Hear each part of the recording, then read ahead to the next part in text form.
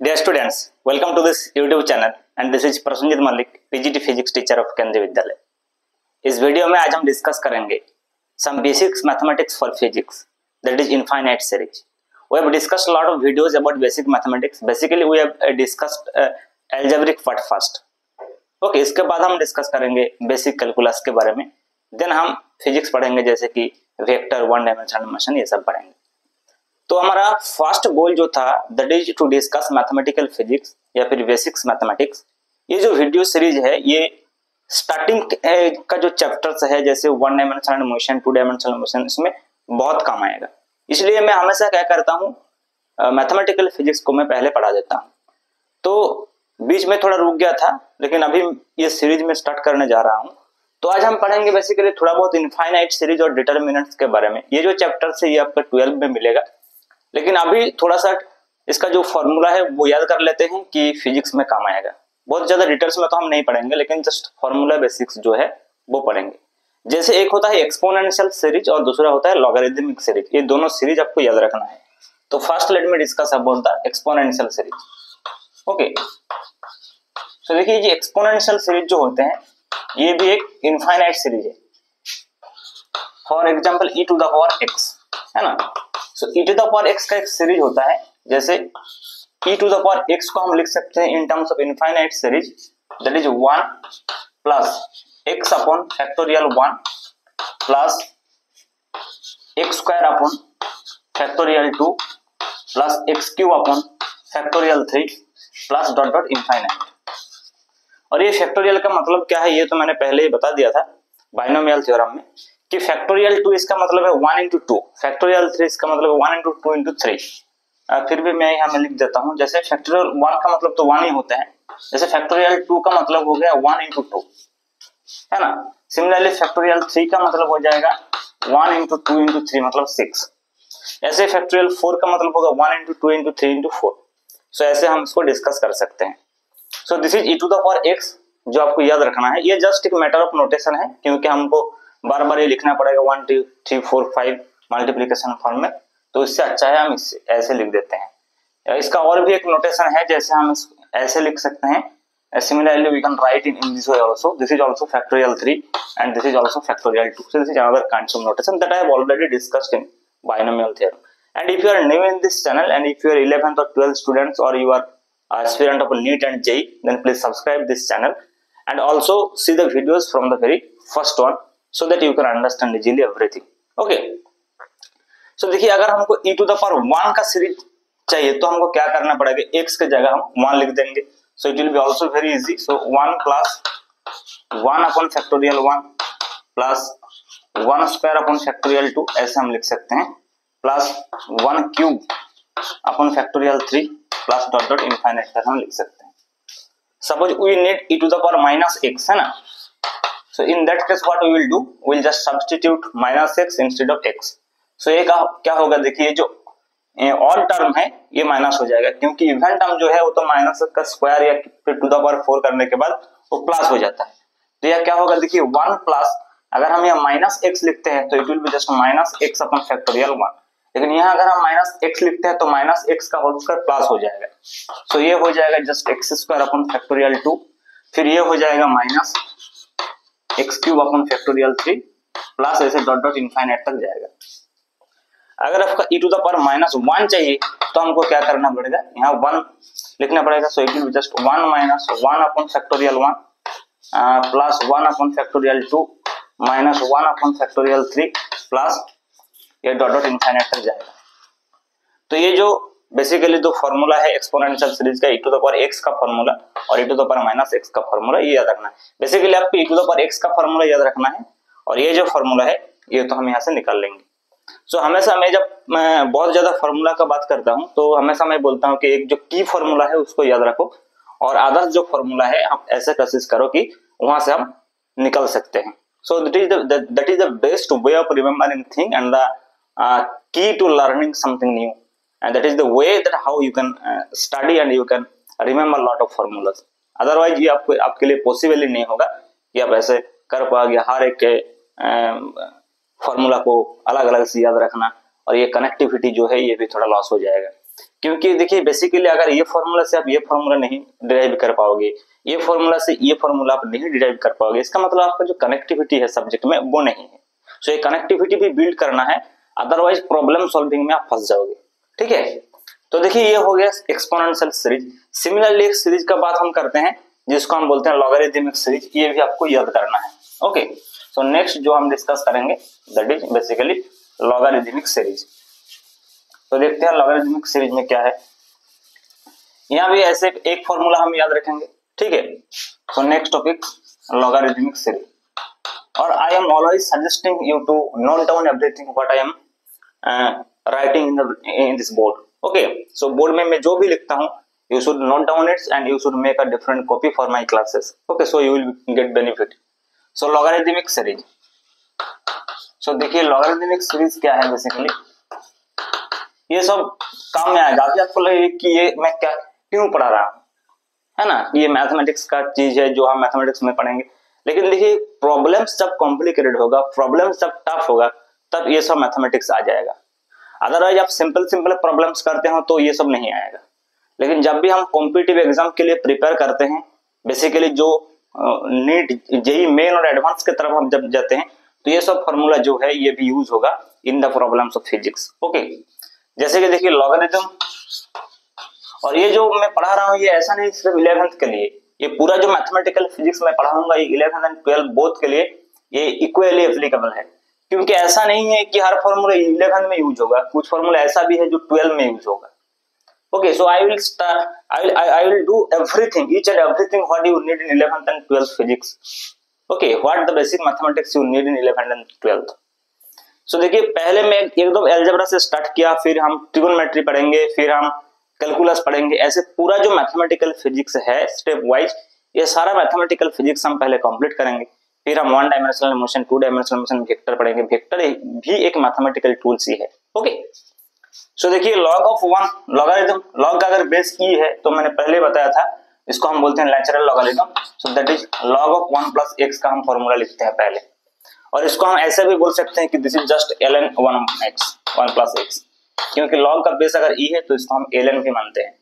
तो log of 1 plus x का जो फॉर्मूला है that is x minus X square upon 2, okay, factorial 2 plus X cube upon factorial 3 minus X to the power 4 upon factorial 4, ऐसे plus dot dot infinite. तो ये देखिए एक चीज याद रखना है, यहाँ 1 प्लस x है, लेकिन जो ये टर्म सारे टर्म्स जो है ये प्लस नहीं है, माइनस टर्म्स है। और माइनस टर्म्स कहाँ है, देखिए ये जो इवन पावर है ना, इवन पावर के आगे ये माइनस साइन है। तो ये याद रखना है आपकी, ये एक थोड़ा सा डिफरेंट है कि इवन पावर के पास ये नेगेटिव साइन है और ऑड पावर के पास ये पॉजिटिव साइन है। अगर हम log 1 माइनस x कर देते हैं यहाँ, इसका मतलब क्या होगा, देखिए ये जो प्लस x है इसके जगह माइनस x हो जाएगा, तो ये हो गया माइनस x। देखिए, और यहाँ अगर हम माइनस x करते हैं तो कोई फर्क नहीं पड़ेगा क्योंकि ये स्क्वायर है, यहाँ भी सेम, तो ये तो माइनस जैसे माइनस ही रहेगा, है ना। और देखिए ये जो टर्म है यहाँ एक्स क्यूब है, तो माइनस एक्स का होल क्यूब करते हैं तो वो भी माइनस हो जाएगा। सो it will be just minus x cube upon factorial 3। ऐसे क्या होगा, सारा का सारा जो टर्म है सब नेगेटिव हो जाएगा। ओके, क्योंकि इवन पावर जो है वो पहले से नेगेटिव था और ऑड पावर जो है यह भी नेगेटिव हो जाएगा।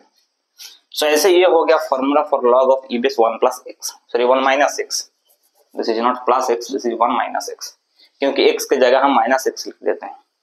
तो देखिए लॉग ऑफ 1 माइनस x का जो फॉर्मूला है उसमें सारा का सारा जो टर्म्स है सब नेगेटिव आएगा, लेकिन log ऑफ 1 प्लस x में क्या होगा, इवन पावर के आगे नेगेटिव होगा और ऑड पावर के आगे पॉजिटिव होगा। तो ये जो 4 फॉर्मूला है, बेसिकली 2 फॉर्मूला मैंने बताया, एक e to the power x का और log ऑफ 1 प्लस x का, और बाकी सारा जो फॉर्मूला है वो तो हम निकाल सकते हैं वहां से। तो ये फॉर्मूला आपको याद रखना है। और भी एक चीज हम पढ़ेंगे इस वीडियो में, क्योंकि यहाँ बहुत ज्यादा कुछ नहीं था, तो और भी एक टॉपिक्स हम कंप्लीट कर लेते हैं जिसको हम बोलते हैं डिटरमिनेंट। देखिए मैट्रिक्स एंड डिटरमिनेंट जो है ये 12th का एक बहुत बड़ा सेक्शन भी है। अगर आपके पास पीसीएम है तो आप पढ़ेंगे, अगर पीसीबी है तो आप नहीं पढ़ेंगे, लेकिन आपको जो फॉर्मूला मैं बता रहा हूं उसी में आपका काम चल जाएगा। और अभी के अभी जो वेक्टर में इसका यूज होगा ये डिटरमिनेंट का, तो तब तक हो सकता है कि 12th का जो डिटरमिनेंट है आप नहीं पढ़ा होगा, है ना, वो पढ़ नहीं पाओगे ना। अगर आप न्यू 11th स्टूडेंट है तो अदरवाइज तो आपको पता ही होगा, अगर आपके पास पीसीएम है और आप 12th भी पढ़ लिया तो आपको तो पता ही होगा। अदरवाइज ये फॉर स्टार्टिंग जो स्टूडेंट्स आप स्टार्ट कर रहे हैं फिजिक्स पढ़ने के, उसके लिए बहुत हेल्पफुल है।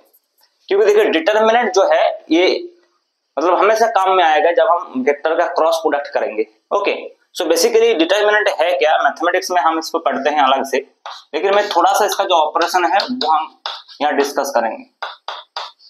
तो देखिए डिटर्मिनेंट जो है ये बेसिकली क्या है, ये बेसिकली कुछ नंबर्स का अरेंजमेंट है ना, कुछ नंबर्स का अरेंजमेंट है। जैसे ऐसे मैं बताता हूँ कि जैसे A1 B1 A2 B2, इसको हम अगर ऐसे अरेंज करते हैं कुछ नंबर्स का या फिर कुछ वेरिएबल्स का, ओके, ये वेरिएबल्स भी हो सकता है और कांस्टेंट नंबर भी हो सकता है, तो इसको हम अगर ऐसे अरेंज करते हैं तो इसको हम बोलते हैं डिटर्मिनेंट।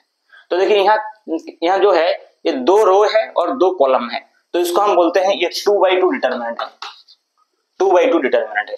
सिमिलरली अगर हमारे पास ऐसा है कि A1 B1 C1, suppose A1 B1 C1 है ना, A2 B2 C2, then A3 B3 C3, in that case you can see यहाँ जो डिटर्मिनेंट है वो 3x3 डिटर्मिनेंट है, मतलब 3 रो है और 3 कॉलम है, तो इसको हम बोलते हैं 3x3 डिटर्मिनेंट, इसको हम बोलते हैं 2x2 डिटर्मिनेंट।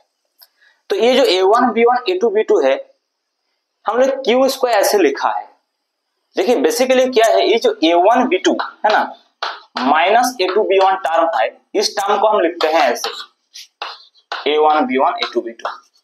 मतलब देखिए ये जो टर्म है इसको लिखने का एक तरीका है बस, ये देखिए A1 B2 and A2 B1, इसका मतलब अगर हम ऐसे क्रॉस मल्टीप्लिकेशन करते हैं इसको, देखिए A1 B2 और इधर हम करते हैं तो A2 B1, तो A1 B2 minus A2 B1, इस टर्म को हम ऐसे लिखते हैं, जस्ट मैटर ऑफ नोटेशन।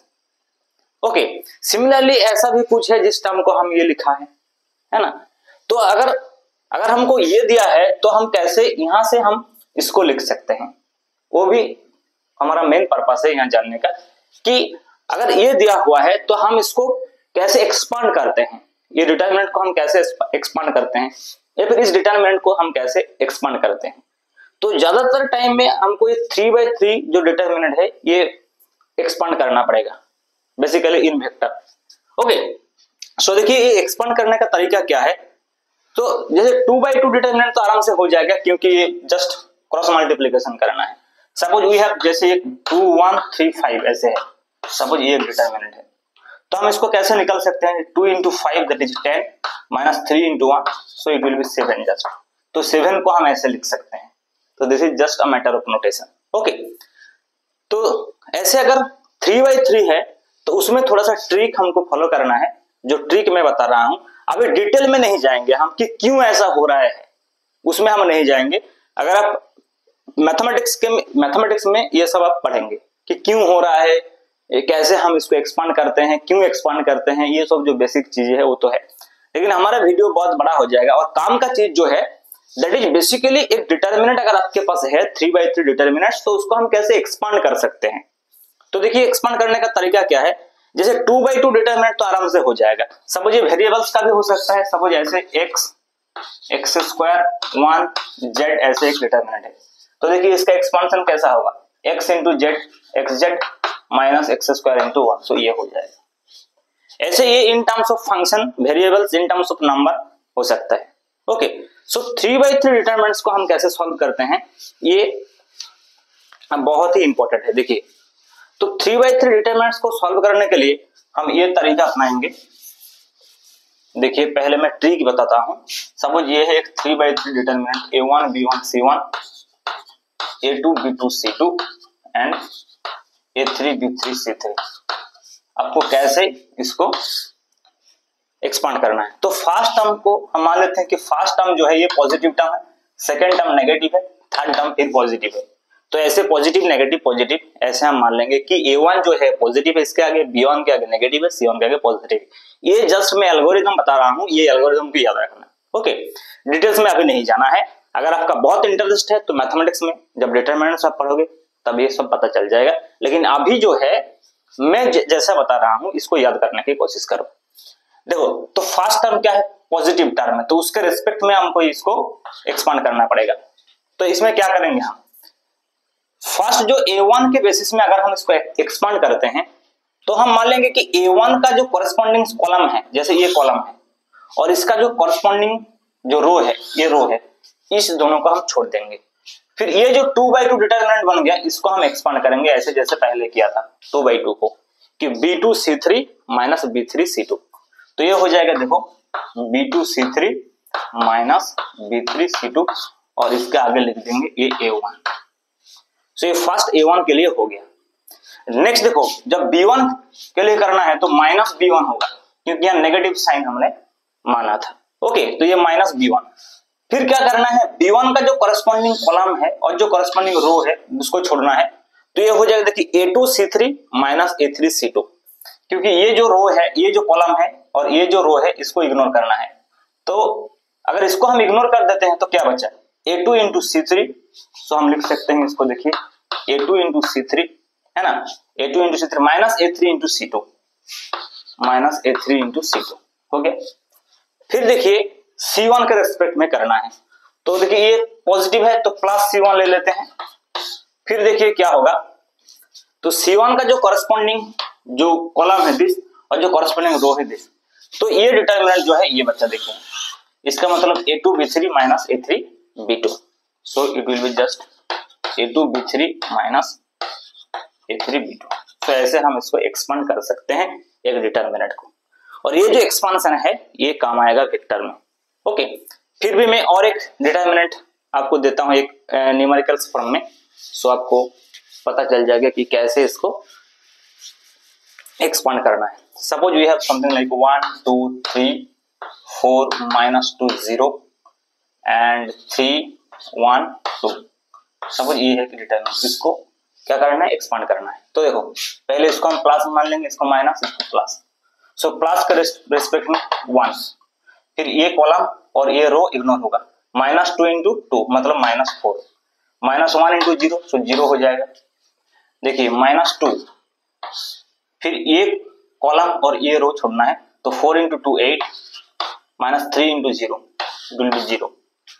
फिर 3 के रेस्पेक्ट में so it is plus 3 and ये कॉलम और ये रो हटाना है, तो 4 इंटू 1 4।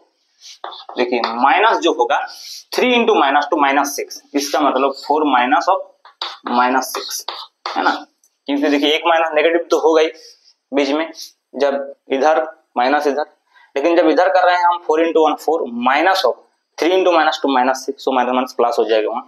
तो यहाँ देखिए 1 इंटू माइनस 4 मतलब माइनस 4, माइनस 2 इंटू 8 मतलब माइनस 16 और 3 इंटू 10 मतलब 30 है ना।